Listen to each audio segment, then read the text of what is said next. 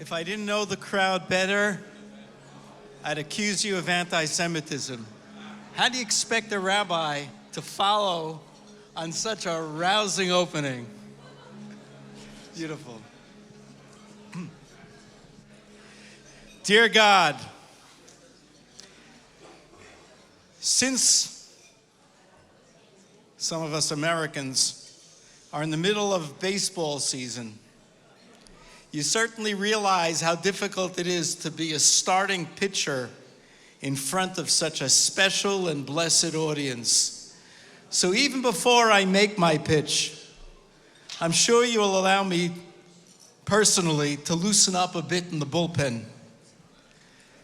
Dear God, I can't thank you enough for allowing me to stand here this morning and feel the warmth in this room.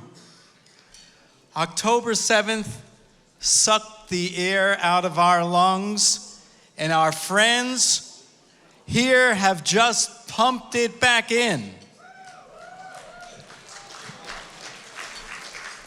For 8 months, things have gone from bad to worse for Jews here in the Holy Land and Jews around the world. You've been at our side, performing more miracles for us than we can count. We have had you, God, which is all that really counts. But sometimes we get lonely for a friendly human voice.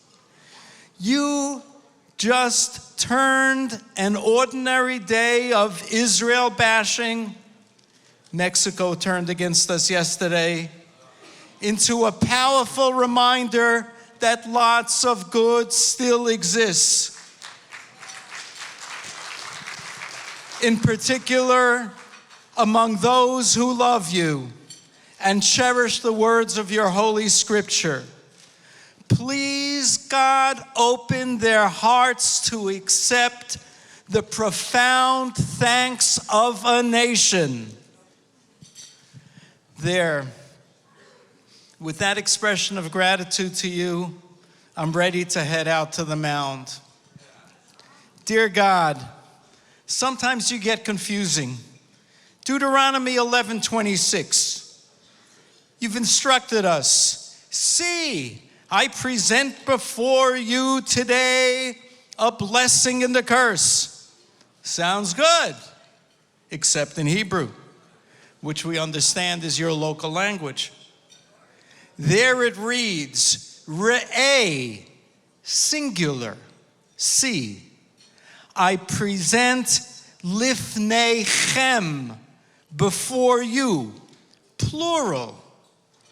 We used to get clobbered in 7th grade English class for mixing up singulars and plurals. And now you're doing it? Fortunately, there's always a rabbi around with an explanation. The Grand Rabbi of Alexander, Poland in the 19th century said, it's simple.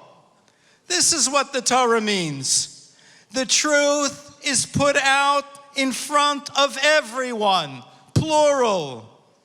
But only the rare individual has his eyes open enough to see it. Please, God, bless this remarkable gathering of people whose eyes are open to behold your truth and refuse to be blinded by the specious arguments of Satan. You have been clear enough, dear Father, about right and wrong, about the awful power of evil and the greater power of good, about how empty life would be without you as its focus, about how to find instruction in the words of your scripture, about your covenant with your people Israel, which lasts forever. You have been clear enough about what is going on around us. In the words of Psalm 83, those who hate you hold up their heads. They plot against your people. They say, let us destroy them as a nation, and the name of Israel will no longer be remembered. All of them are part of this plot, a pact really against you. Cover their faces with shame until they seek your name. Then they will know that you, whose name alone is God, you rule supreme over all the earth. Yet, despite this clarity, most of the world